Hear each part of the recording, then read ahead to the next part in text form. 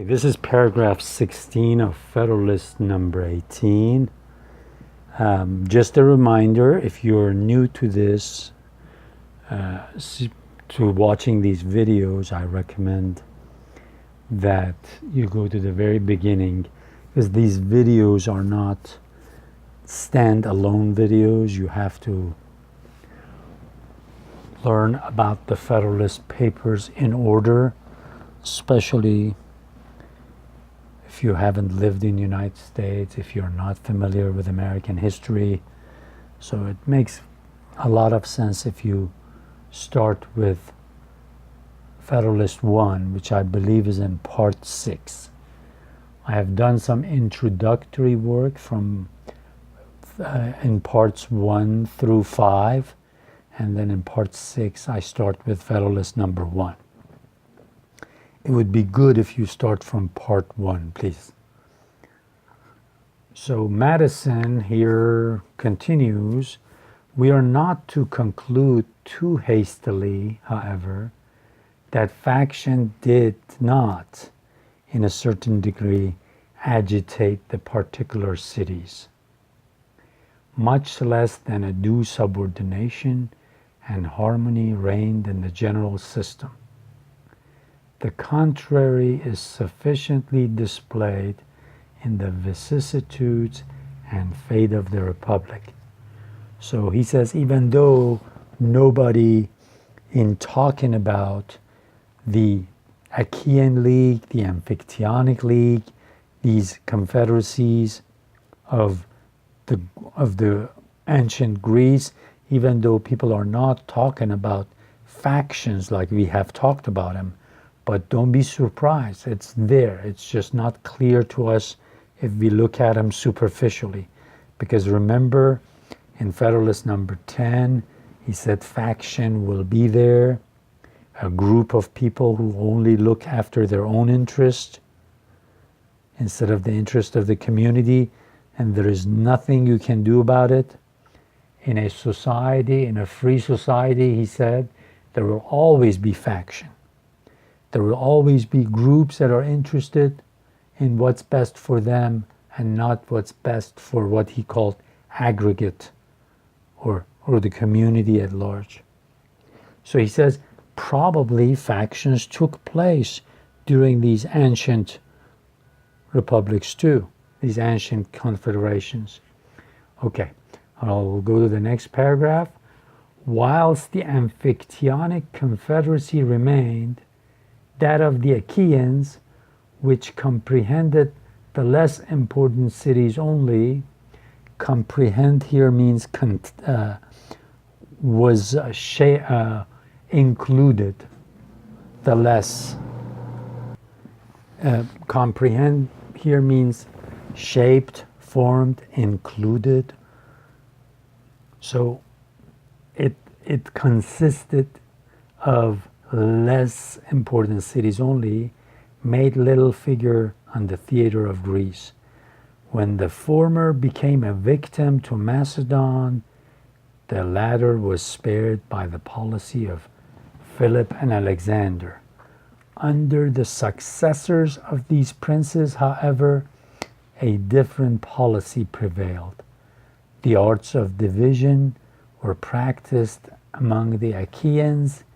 Each city was seduced into a separate interest. The union was dissolved. Some of the cities fell under the tyranny of Macedonian garrisons, others under that of usurpers springing out of their own confusion. Shame and oppression ere long awakened their love of liberty. A few cities reunited. Their example was followed by others as opportunities were found of cutting off their tyrants. The League soon embraced almost the whole of Peloponnesus. Macedon saw its progress, but was hindered by internal dissensions from stopping it. All Greece caught the enthusiasm and seemed ready to unite in one confederacy when the jealousy and envy in Sparta and Athens of the rising glory of the Achaeans threw a fatal damp on the enterprise. The dread of the Macedonian power induced the League to court the alliance of the kings of Egypt and Syria, who, as successors of Alexander, were rivals of the king of Macedon. This policy was defeated by Cleomenes, king of Sparta, who was led by his ambition to make an unprovoked attack on his neighbors, the Achaeans, and who, as an enemy to Macedon, had interest enough with the Egyptians and Syrian princes to effect a breach of their engagement with the League. The Achaeans were now reduced to the dilemma of submitting to Cleomenes or of supplicating the aid of Macedon, its former oppressor. The latter expedient was adopted. The contests of the Greeks always afforded a pleasing opportunity to that of powerful neighbor of intermeddling in their affairs. A Macedonian army quickly appeared. Cleomenes was vanquished. The Achaeans soon experienced, as often happens, that a victorious and powerful ally is but another name for a master. All that their most abject compliances could obtain from him was a toleration of the exercise of their laws. Philip, who was now on the throne of Macedon, soon provoked by his tyrannies fresh combinations among the Greeks. The Achaeans, though weakened by internal dissensions and by the revolt of Messene, one of its members, being joined by the Aetolians and Athenians, erected the standard of opposition, finding themselves, though thus supported, unequal to the undertaking. They once more had recourse to the dangerous expedients of introducing the succor of foreign arms. The Romans, to whom invitation was made, eagerly embraced it. Philip was conquered, Macedon subdued, a new crisis ensued to the League. Dissensions broke out among its members. These the Romans fostered. Callicrates and other popular leaders became mercenary instruments for inveigling their countrymen.